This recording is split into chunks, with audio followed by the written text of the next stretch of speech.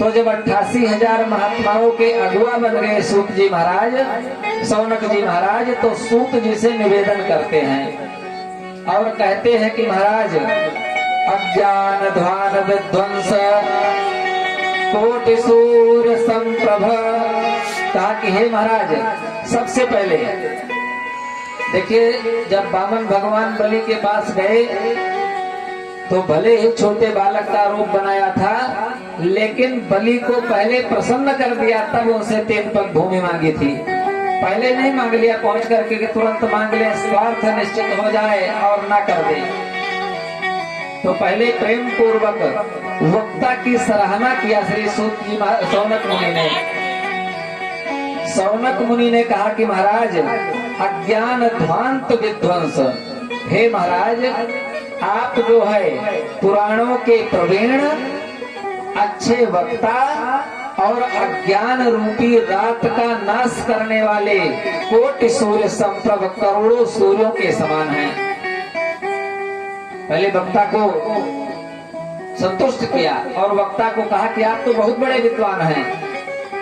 अब किसी को पहले ही कह दिया जाए कि आप तो कुछ जानते ही नहीं है, जो जानता है वो भी भूल जाएगा। तो पहले सबसे पहले, अब 88,000 महात्माओं ने उनको अगुआ बना दिया, तो ऐसे थोड़े बना दिया। भाई सबकी इच्छा थी कि सूत जी आगे बैठे और सूत जी ही कथा सुनावे और शौनक जी हम सब के आगे बैठे और प्रेम पूर्वक प्रश्न करके जो हम लोगों को चाहिए।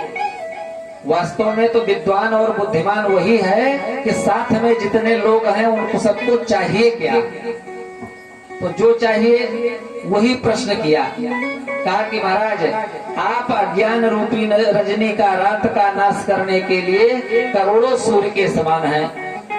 और महाराज फिर कहा कि स्तुत ख्या ही कथा सारम मम कर्ण रसायनम।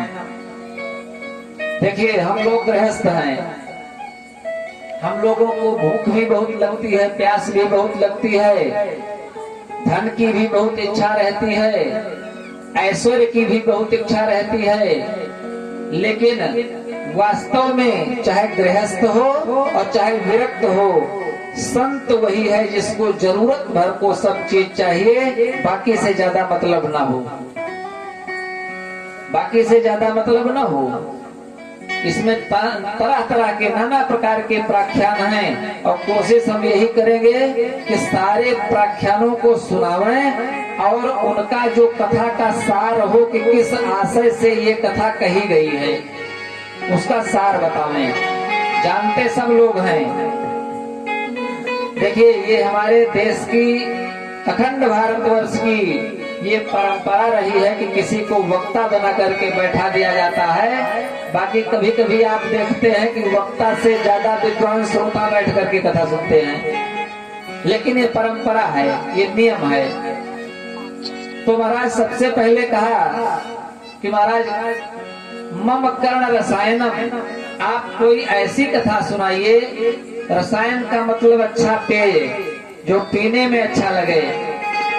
लेकिन यहाँ पर संत हैं इसलिए मुख से पेय पीने के लिए नहीं कहा। कहा महाराज मम कर्ण रसायनम, मुझे कोई वो रसायन दीजिए या रसायन रूपी ऐसी कथा सुनाइए कि जो मेरे कान को अच्छी लगे, मुख से न पिया जाए, क्योंकि मुख से खाएंगे और पिएंगे तो हमको बार बार प्राकृतिक कार्यों के लिए उठ करके जाना पड़ेगा।